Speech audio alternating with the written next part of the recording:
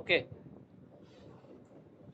তো আমরা যেটা বলতেছিলাম আর কি, আমরা বলছিলাম যে আমরা টাইপোগ্রাফি নিয়ে কথা বলবো। তো টাইপোগ্রাফি নিয়ে বলতে যে আমরা আমাদের টার্গেটেড অডিয়েন্স কারা হবে সেই জিনিসগুলাও বলছি, যে আমরা কাদের টার্গেট করে কাজ করব। তো আমি আরেকটা জিনিস বলছি যে আমরা যখনই কোনো ডিজাইন করি আর কি, তো ডিজাইন করলে দেখা যাচ্ছে আমি অনেক সুন্দর ডিজাইন করছি, বাট টেক্সটের কারণে আমার ডিজাইনের আউটপুটটা কিন্তু নষ্ট হয়ে যায়, মানে প্রফেশনাল লুক আসে। তার মানে আমার টেক্সটটা খুবই গুরুত্বপূর্ণ হইতে হবে আমার ডিজাইনে। এবং আমি ইভেন কোন ফন্ট ইউজ করতেছি, কখন কেন ইউজ করব, কোনটা ফন্ট আমার যায় একটা ডিজাইনের সাথে, সেইটা আমার আইডেন্টিফাই করতে হবে। জাস্ট আমি নিলাম একটা টেক্সট লিখলাম এরকম না, যে আমি একটা টেক্সট দিতে পারলেই হইলো এরকম না। প্রত্যেকটা ডিজাইনে যে আমরা টেক্সট ফন্ট গুলা ইউজ করি, মানে টেক্সট যে আলাদা আলাদা অনেক ফন্ট আছে, তো ফন্ট গুলার এক একটা ফন্ট একটা স্টাইলের জন্য বিভিন্ন এসে ইউজ হয়। তো সেই জিনিসটা আমার আইডেন্টিফাই করতে হবে। তো ফন্টের অনেক টাইপ আছে আর কি, আমরা অন্যরকম অনেক কিছু দেখছি, বাট আমি যখন কাজ করব ফন্টের অনেক টাইপ আছে। তো শুরুতেই দেখেন আমি অনেকগুলা টাইপ লেখা রাখছি আর কি আপনাদের জন্য। তো টাইপ লিখতে যা দেখেন এখানে প্রথমে লেখা আছে একটা ফন্ট, সেরিফ ফন্ট। তো সেরিফ ফন্টটা কি, সেরিফ ফন্টটা দেখেন, সেরিফ ফন্ট লেখার সাথে সাথে আমি একটা লেটার এখানে লেখা রাখছি টি, ঠিক আছে। তো এইটা কিন্তু সেরিফ ফন্ট, এই টিটা। তো সেরিফ ফন্টটা যখন নিচ্ছি দেখেন এইখানে টি এর চারপাশে দেখেন আলাদা একটু টান মাত্রা দেওয়া আছে, দেখছেন? তো সেরিফ ফন্টটা কি দেখেন, আমি এখানে ফন্টের নামও দুইটা লেখা রাখছি আর কি। আমি যে ফন্টগুলো লিখছি এগুলো মেইনলি হচ্ছে আপনাদের প্রত্যেকের পিসিতে আছেই আর কি।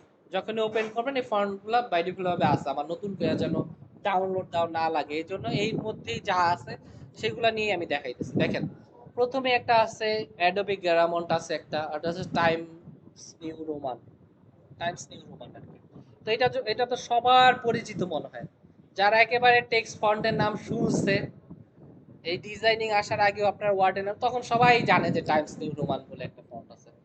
তো দেখেন আমি যদি এটা একটু হালকা জুম করি, তো টাইমস নিউ রোমান যখন লিখছি তখন এইখানেও দেখেন প্রত্যেকটা লেটারের শেষে হালকা একটা মাত্রার মতো আছে, ঠিক না? এ দেখেন এর দুই পাশে, টি এর দুই পাশে এন, প্রত্যেকটা লেটারের পাশে কি আছে, হালকা মাত্রা আছে।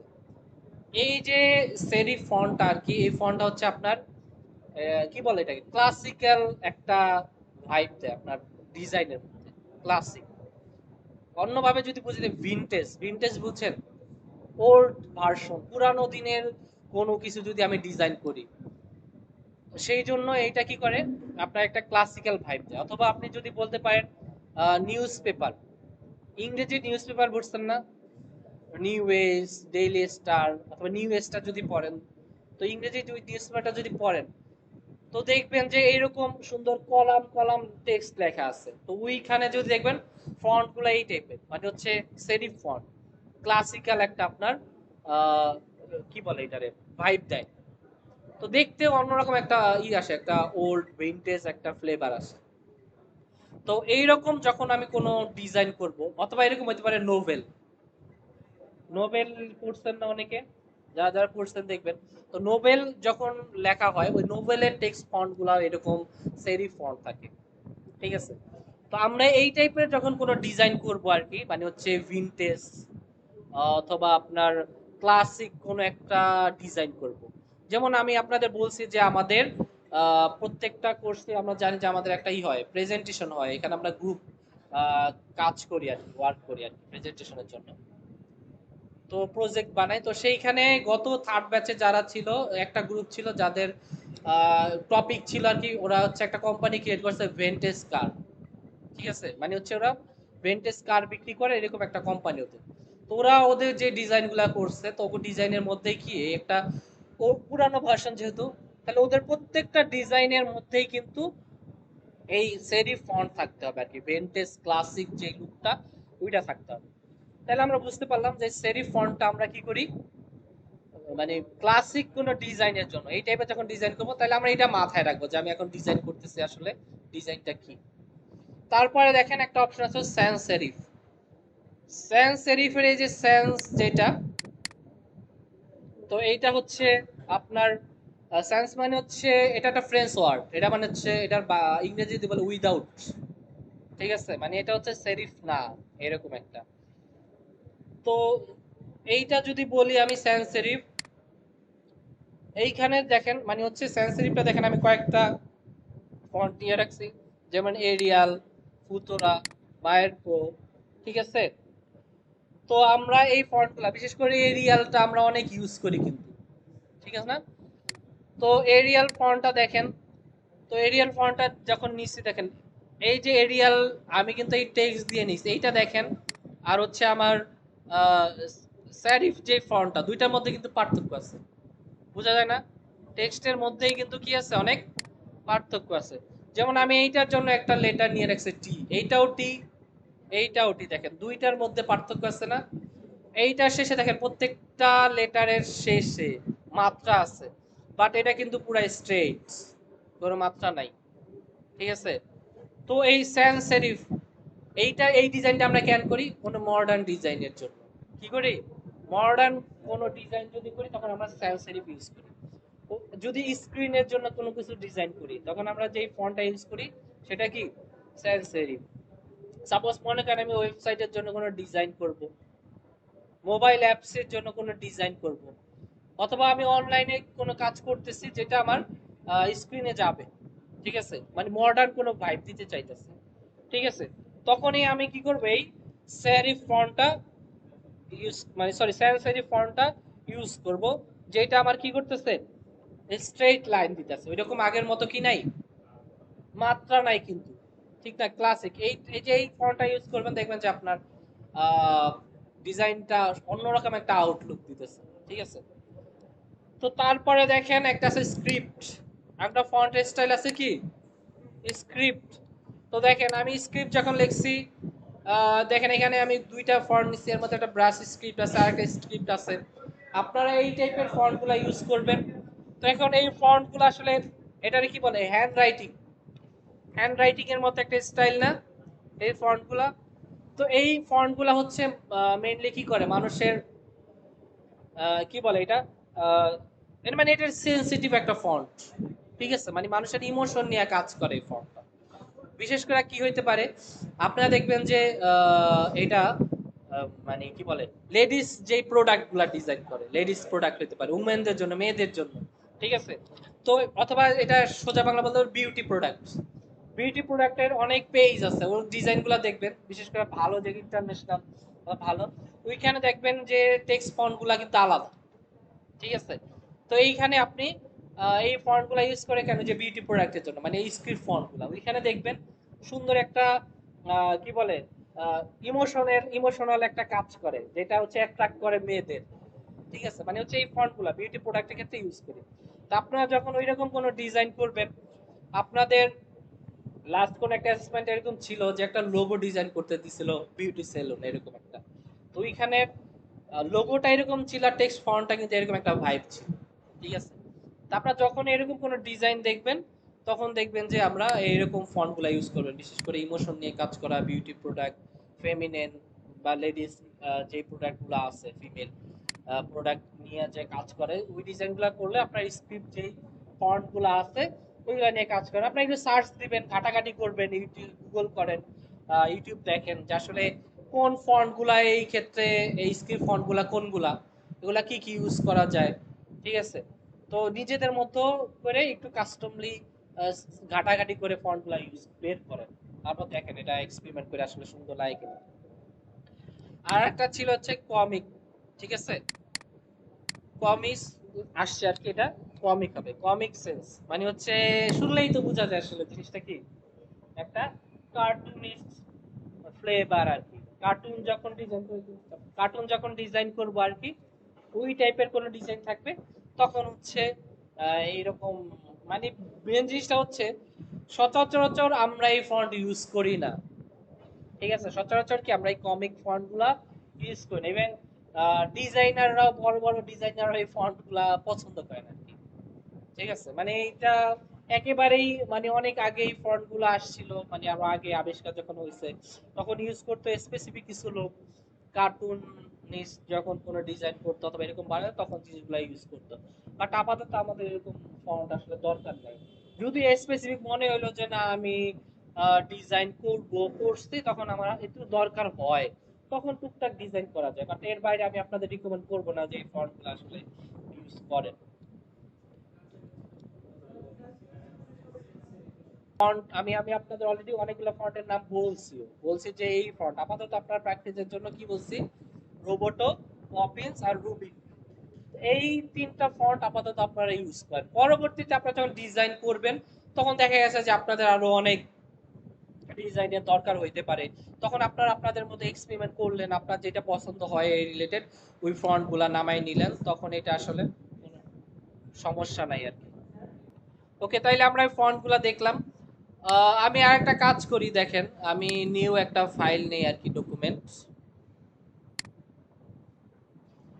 তো নেওয়ার পরে আমি এখান থেকে যেটা আমরা ওই দিনও দেখছিলাম যে আমরা টেক্সট নিয়ে কাজ করছিলাম, তো আমরা কি করতে পারি যে আমরা চাইলে একটা হচ্ছে আমাদের প্যারাগ্রাফ টেক্সট, আর একটা ছিল আমাদের পয়েন্ট টেক্সট টাইপ টুল নেওয়ার পরে। তো সাপোজ মনে করেন আমি বলছি যে বিশেষ করে নিউজ পেপারিং যেগুলোতে আমাদের কলাম করা থাকে, ঠিক না?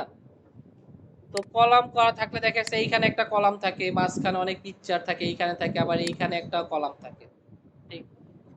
তো যখন এরকম মাল্টিপল কলাম, অনেকগুলা কলাম থাকবে, ই করবেন, ডিজাইন করবেন যে কোনো কিছুর জন্য, আমি হইতে পারে এইখানেই ডিজাইন করছি ইলাস্ট্রেটরে, তখন আমরা যেই জিনিসটা দেখবো যে আমাদের অ্যালাইনমেন্ট গুলা কিরকম, ঠিক আছে? সাপোজ মনে করেন যে আমি এইখানে টেক্সটটা নিছি আমার প্যারাগ্রাফটার, এইখানে আমার প্যারাগ্রাফটার অ্যালাইনমেন্ট হচ্ছে লেফট অ্যালাইনমেন্ট, ঠিক আছে? তো এই যে যে এই পাশে যেই কলামটা আছে এইটার অ্যালাইনমেন্ট আমি যদি মনে করেন রাইট সাইডে করে দিই, জিনিসটা দেখতে সুন্দর লাগে না? দেখেন এইখানে একটা অ্যালাইন শুরু হয়েছে, আবার রাইট সাইড থেকে অ্যালাইনমেন্ট। অথবা হইতে পারে আমার মাল্টিপল কলাম থাকতেই পারে। তো সব সময় যেটা করবেন আর কি, মাল্টিপল যে যতগুলো অ্যালাইনমেন্ট হবে অ্যালাইনমেন্ট গুলো সব সেম রাখবেন। তো এইটাই যদি লেফট অ্যালাইন হয়, এটা অবশ্যই কি করবেন, লেফট অ্যালাইনেই রাখবেন। এইটা যদি রাইট মিডল সেন্টার হয়, এই অ্যালাইনমেন্টটাও সেম অ্যালাইনমেন্ট, মানে হচ্ছে মাল্টিপল অ্যালাইনমেন্ট। এইটা একটা অ্যালাইনমেন্ট ডিজাইন করলাম, একটা একটা অ্যালাইন ডিজাইন করলাম, এরকম ভাবে মাল্টিপল অ্যালাইনমেন্টে ডিজাইন করবেন না, ঠিক আছে? আর একটা জিনিস, আমরা তো অনেক ফন্ট দেখছি, সাপোজ আমি এটা ডিলিট করে দিই, এটা এখানে থাকলো। তো আমরা যখন কোন একটা ডিজাইন করি আর কি, যে শুভ একটাকে বললেন হেডিং এর কথা, হেডলাইন থাকে উপরে। তো সাপোজ মনে করেন আমার এটা একটা টেক্সট ডিটেলস লেখা, আমার উপরে কি থাকবে, একটা হেডলাইন থাকবে। তো আমি যদি লিখি হেডিং,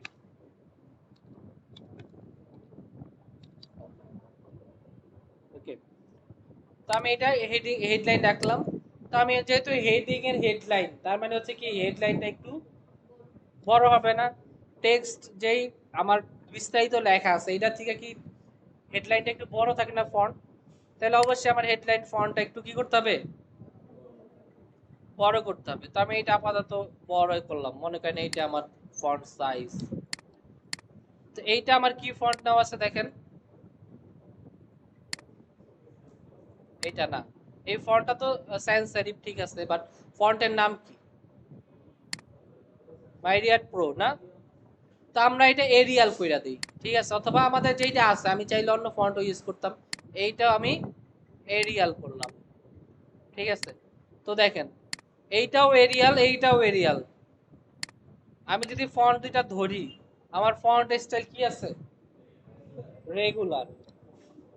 তো আপনারা যেটা করবেন, ফন্ট আমার ডিটেলস যেটা থাকবে আর কি, ফন্ট ডিটেলস এর লেখা, ওইখানে যে ফন্ট স্টাইলটা ইউজ করবেন, উপরের হেডলাইনটা অবশ্যই তার থেকে একটু ভারী, উপরের হেডলাইন ইউজ করবেন, মানে স্টাইল ইউজ করবেন। যেমন এটা আমার কি আছে, রেগুলার, তাহলে অবশ্যই আমার হেডলাইনটা কি হইতে হবে, বোল্ড হইতে হবে।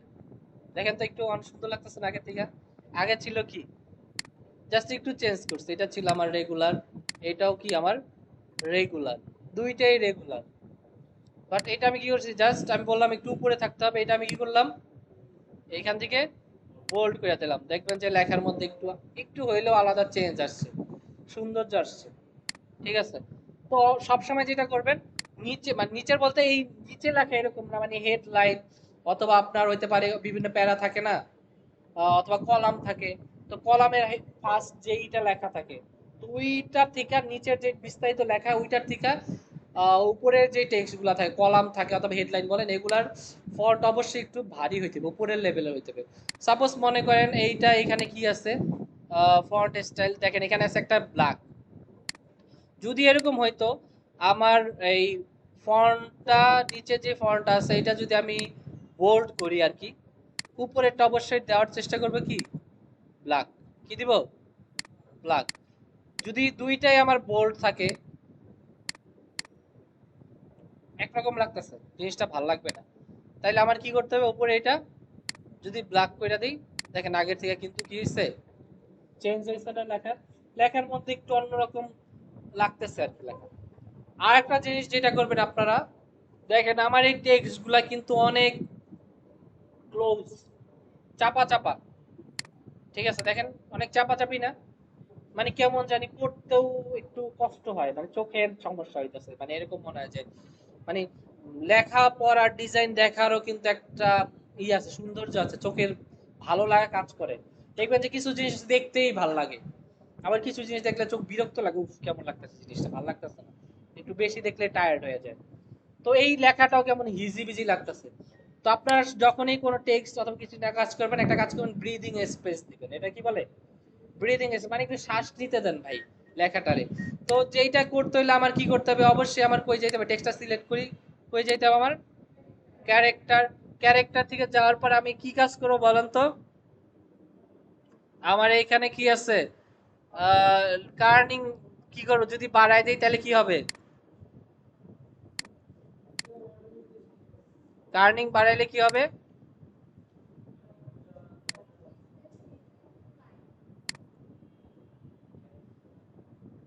মানে হচ্ছে লাইনের মাঝখানে কি হবে, স্পেস বাড়ে না।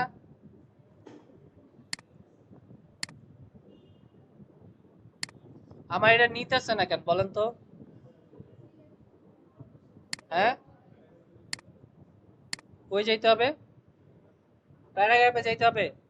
আমি এই যে এটা সিলেক্ট করলাম, ঠিক আছে, আমার এখানে টাইপ টুল আছে, আমি এটা নিলাম, নেওয়ার পর যদি ক্যারেক্টারে যাই, যাওয়ার পরে দেখেন এইখান থেকে যদি আমি কি করি, অপটিক্যাল দেই আসতেছে, তারপরে যাচ্ছে ম্যাট্রিক্স দেই আসতেছে, বাট এইখানে জিরো আসতেছে, বাট অন্য কিছু কি করতেছে না, বাড়তেছে না। আমার কি বলতেছে, only set auto or zero, মানে হচ্ছে কি এটা আমার অটো হবে অথবা জিরো হইতেছে, বাট কি হইতেছে না।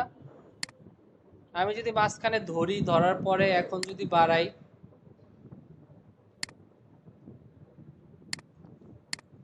এখন দেখেন সব চলে আসছে।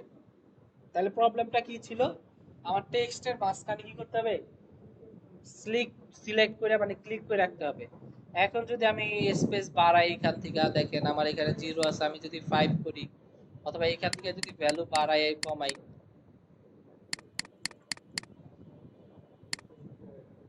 আহ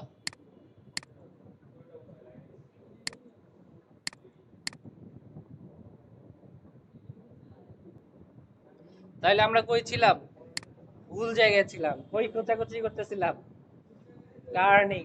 তার মানে দেখেন এই জিনিসটা কিন্তু কনফিউজিং, তিনটা সংজ্ঞায় কি আছে সেম।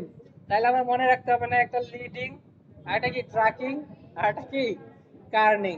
মানে হচ্ছে আমরা লিডিংটা কি করছি, কার্নিং হিসেবে সংজ্ঞা হিসেবে টানাটানি করতেছিলাম, বাট কাজ কিন্তু কাছাকাছি, তো যাই কারণে আমরা ঝামেলা পেয়ে গেছি। তাহলে আমার কি করতে হবে এইখান থেকে, এই যে দেখেন এখন কি হচ্ছে, মাঝখানে একটু স্পেস বাড়ছে না আগের থেকে, আমি জাস্ট যদি 18 করি, তাও কিন্তু একটু বাড়ছে স্পেস, আগে কিন্তু এই মাঝখানে স্পেস ছিল না, একেবারেই ক্লোজ ছিল। এখন কিন্তু লেখার মধ্যে একটু আলাদা ভাইব আসছে, মানে একটু ভালো লাগতেছে দেখতে। তো এই জন্য যখন এই টেক্সট গুলা দিবেন, টেক্সটের মাঝখানে অবশ্যই একটা ব্রিদিং স্পেস রাখবে, নাকি আমার যেন লেখাটা পড়তে ভাল লাগে আর কি। আমি তখনই কোনো লেখা পড়বো যখন আমার কাছে জিনিসটা আই কাছে পড়তে ভাল লাগবে।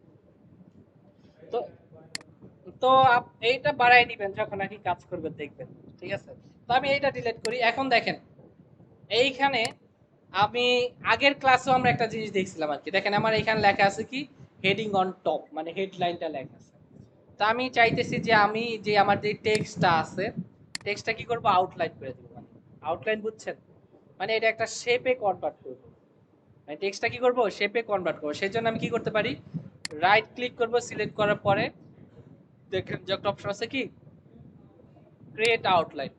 তো আমি যখনই এটা ক্রিয়েট আউটলাইন করছি আর কি, এটা কিন্তু এখন শেপে কনভার্ট হয়ে গেছে। এখন কিন্তু আমি চাইলে আর এটা টাইপ করতে পারবো না, টেক্সট লেখার অপশন নেই, মানে এটা কি হয়ে গেছে, শেপ হয়ে গেছে। এখন যদি সাপোজ আমি ডিরেক্ট সিলেকশন টুল দিয়ে ধরি, দেখেন আমার আলাদা আলাদা কিন্তু এটার জন্য কি আছে, অ্যাঙ্কর পয়েন্ট আছে।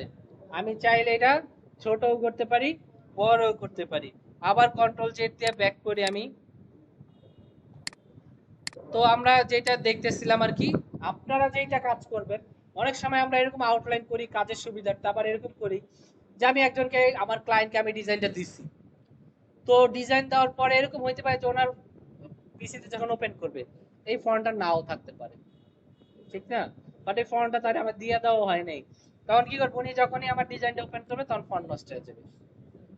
তার মানে কি, তার কাছে ফন্ট নাই। এখন যদি আমার ফন্টটা যেন ভাঙা না যায়, নষ্ট না হয়ে যায়, সেই ক্ষেত্রে আমরা কি করে দেই, টেক্সটটা আউটলাইন করে দিই, যেন কি হয় না, যে আউটলাইন করলে শেপে কনভার্ট হয়ে গেছে, এটা আর ভাঙার কোনো অপশন নাই।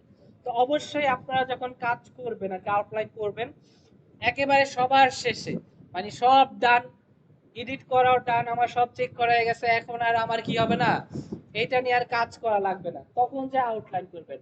বাট আগেই ধরে আউটলাইন করে দিলেন না, আউটলাইন করে দিলেন তখন দেখা গেছে যে গেছে, এখন তো আমার টেক্সট আবার লিখতে হবে, তাহলে ওই আউটলাইন হয়ে গেছে, এখন আর টেক্সট এডিট করা যাবে না। মানে আউটলাইন তো এটা কোনো অপশন নাই।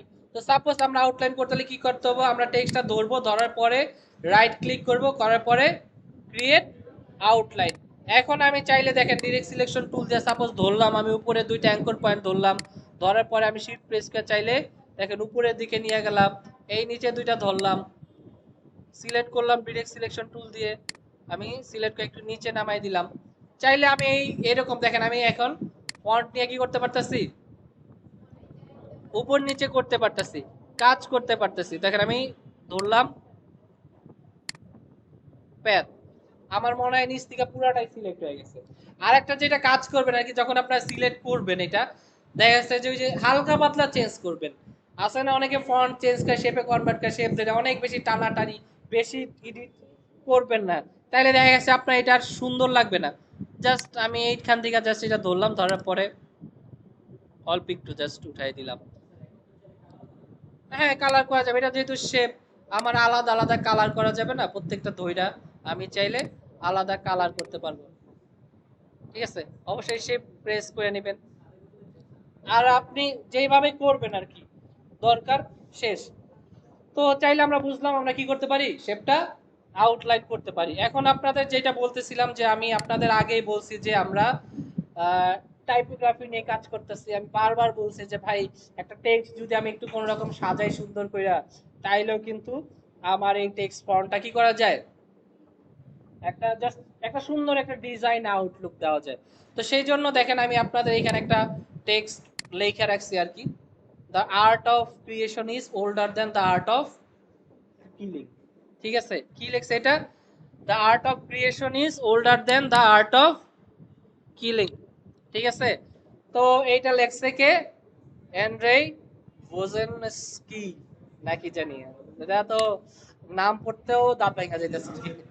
ঠিক আছে, যাই হোক, এখন দেখেন আমার আসলে টেক্সট আগে পড়েন কি বলছে, the art of creation is older than the art of killing. মানে প্রথম কথাই বলছে একটা আর্টের কথা বলছে, আবার বলছে ওল্ডার, মানে কি হচ্ছে আগের, আর্টের কথা আসছে, মানে কি এইখানে আমার অবশ্যই কি ফন্ট থাকবে, স্যারিফ, একটা ক্লাসিক ভিনটেজ একটা ফ্লেভার আনতে হবে আমার এই ফন্টের ডিজাইনের মধ্যে, ঠিক না? তো তাইলে হচ্ছে আমার অবশ্যই ফন্টটা কি করতে হবে, স্যারিফ ফন্ট হইতে হবে। তো আমি সিলেক্টও করে রাখছি কি স্যারিফ। তো আমরা যেই কাজটা করব শুরুতে, আমি একটা কাজ করি আগে, আমি এই যে আমার যে নামটা ছিল আর কি, এই নামটাকে আমি কন্ট্রোল এক্স আর হচ্ছে এইখানে আলাদা, এটা কন্ট্রোল ভি, মানে আলাদা করে রাখি আর কি। এইটা নিয়ে পরে কাজ করব। তো আমরা শুরুতেই চাইতেছি যে আমাদের যে টেক্সটটা আছে এইটার আমি আগে একটা কাজ করি। আমার যেই এইখানে কিছু ক্যাপিটাল লেটার কইরা দেই, ক্রিয়েশন ইজ, হ্যাঁ এটা বোল্ড ইটালিক আছে,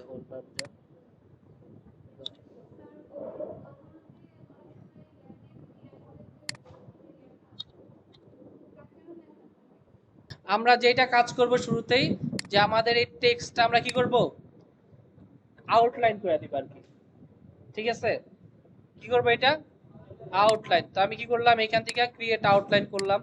তো আরেকটা কিছু করবো, যেটা আমাদের এখন গ্রুপ হয়ে গেছে। ঠিক আছে, আমি এটা কি করব, আনগ্রুপ করব। আনগ্রুপ করলাম। তো আমার এটা দেখেন প্রত্যেকটা কি হয়ে গেছে, আলাদা আলাদা হয়ে গেছে। তো আমি যেই কাজ করব প্রত্যেকটা মানে কি বলে এটারে, না প্রত্যেকটা ক্যারেক্টার না, প্রত্যেকটা ওয়ার্ড আমি আলাদা আলাদা গ্রুপ করবো আর কি। যেমন এখানে দি এক সিলেক্ট করব, সিলেক্ট করার পর এটা কন্ট্রোল জি দিয়ে গ্রুপ করলাম। তারপর সে আর্ট, এটা সিলেক্ট করলাম, সিলেক্ট করার পর কন্ট্রোল জি, মানে প্রত্যেকটা আলাদা আলাদা ওয়ার্ডকে আমি একটা গ্রুপ করব আর কি, যেন আমি এটা কাজ করতে পারি। আমার যেন যখন এই কাজ করব এটা যেন আলাদা হয়ে না যায়। নিলাম কন্ট্রোল জি, এটাও সিলেক্ট করলাম কন্ট্রোল জি। আর আগেই বলছি যে আপনারা আগে জাস্ট এটা আপনি আউটলাইন করতে চাইতেছেন, এই জন্য মানে টেক্সটটা লিখে আউটলাইন করে নেবেন না। আগে দেখবেন যে আপনার সবকিছু ঠিক আছে কিনা, যে এডিট করা লাগবে এরকম না, এডিট করা হয়েছে, আমার আর কোনো এডিট করা দরকার নাই, আমার সব কাজ শেষ, এখন আমার ফাইনাল আউটপুট আসবে, তখন যাই হচ্ছে আপনি আউটলাইন করবেন আর কি। এর আগে কি করবেন না, আউটলাইন করবেন না। প্রত্যেকটা আমি আলাদা আলাদা গ্রুপ করলাম, এটাই বাইরে থাক। তো দেখেন আমি যেটা করতে চাইতেছি, আমি সবগুলা ধরি, ধরে একটু নিচে নামাই নিয়ে আসি। প্রথম আমার যেটা দরকার, দি, এটা আমার কি হয়েছে, একটা গ্রুপ হয়েছে। তো আমি যেই কাজটা করব এটা একটু বড় করবো আর কি, শিফট আর অল্টার ধরলাম, ধরার পরে এটা বড় করছি। তারপর হচ্ছে এখানে আটটা নিলাম, আটটা নেওয়ার পরে এইটাও আমি আরো বড় করব আর কি। আমরা কি করব, জাস্ট একটু সাজাবো আর কি। ঠিক আছে, মানে এই জিনিসটা কি করবো, একসাথে সাজাইবো। আমি এটা লেখাও রাখছি আর কি আপনাদের জন্য আর কি। ওকে, আমরা এখানে আটটা রাখলাম, আটটা আমি চাইলে একটু বড় করতে পারি, ঠিক না? ওকে, তারপর যেটা ছিল আমাদের অফ,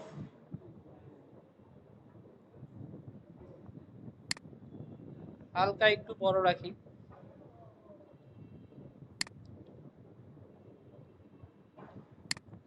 তারপর যেটা ছিল আমাদের ক্রিয়েশন, ক্রিয়েশনটা একটু বেশি বড় করব।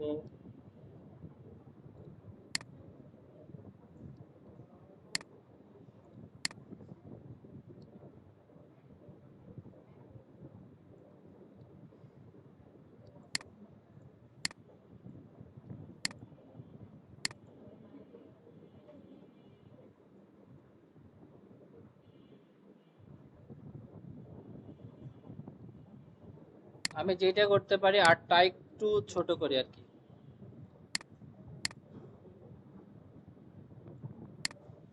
তারপর কি গেল, এটা আমাদের দ্য আর্ট অফ ক্রিয়েশন। তারপর আমি যেটা করব, ইসটা এখানে নিয়ে আসবো, আসার পরে এটা হালকা একটু বড় করব।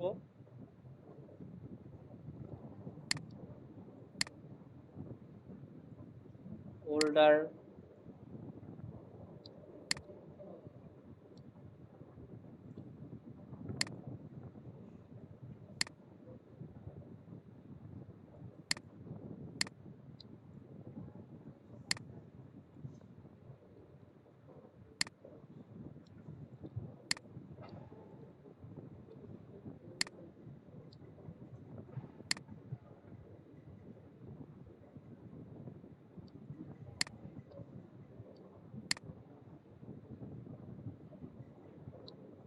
এটাই পাশে নিয়ে আসি, এটা এখানেই রাখি।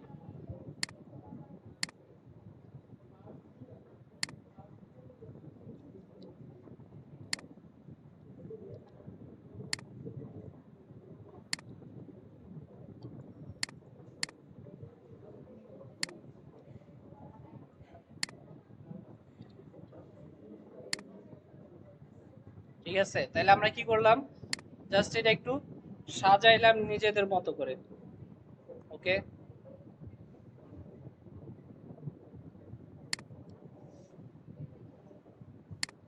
অফটা আর একটু ছোট করে দিই আর কি। কোনটা?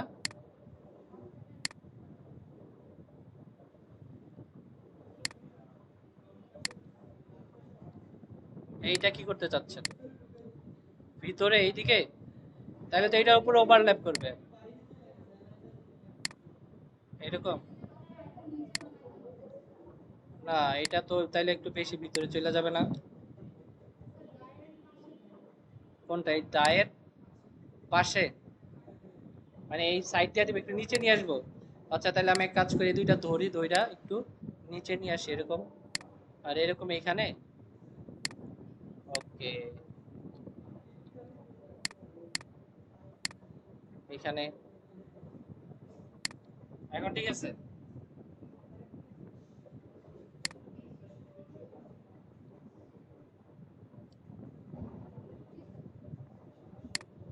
ওকে, ঠিক আছে, তা আমরা কি লিখলাম, the art of creation is older than the art of killing.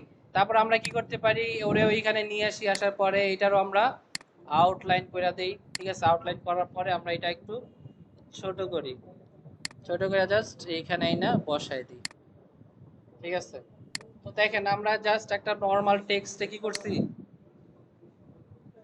একটু সুন্দর করে সাজাইছি। এটা আমরা কন্ট্রোল জি দিয়ে গ্রুপ করে দেই, করার পরে আমি চাইতেছি যে এটা একটা কাজ করি, যে টেক্সটটা আছে এই টেক্সটটাকে সেন্টার অ্যালাইন করতে চাইতেছি। কেমনে করব বলেন একটু একজন? টেক্সটটাকে আর্টবোর্ডের সাথে সেন্টার অ্যালাইন করতে চাইতেছি। তাহলে কি করব আমি?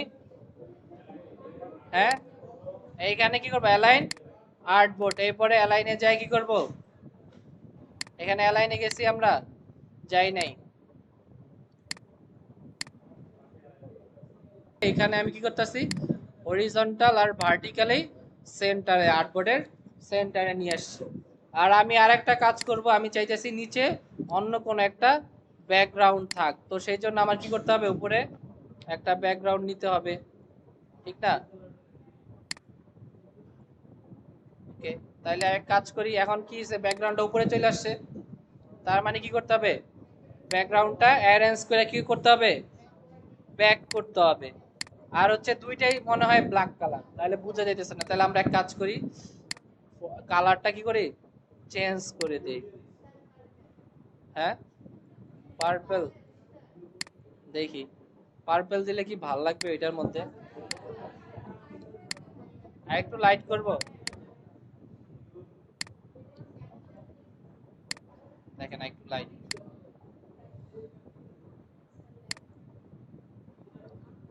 ঠিক আছে, আপনারা যখন ডিজাইন করবেন তখন একটু লাইট এক্সপেরিমেন্ট করেন আর কি। তো ঠিক আছে, এখন দেখেন যে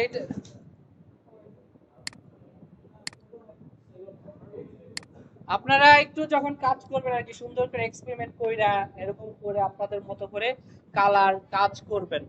ঠিক আছে, এখন আমি যা বললাম আর কি, আমরা যেই কাজটা করছি, আমরা জাস্ট একটা টেক্সট লেখা ছিল, ওইটাকে কি করছি, একটু আউটলাইন করে জাস্ট একটু এই দিক সেদিক ছোট বড় করছি, বাস শেষ।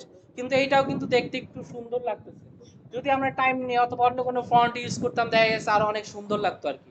তার মানে হচ্ছে টেক্সট, যেটা বলছি বারবার আগেই, টেক্সট ফন্টের উপরেই আমাদের টেক্সটটা কি করে, মানে হচ্ছে আমার ডিজাইনটা অনেক ডিপেন্ড করে যে আসলে আমার ডিজাইনটা আসলে ভালো প্রফেশনাল লুক লাগবে কিনা।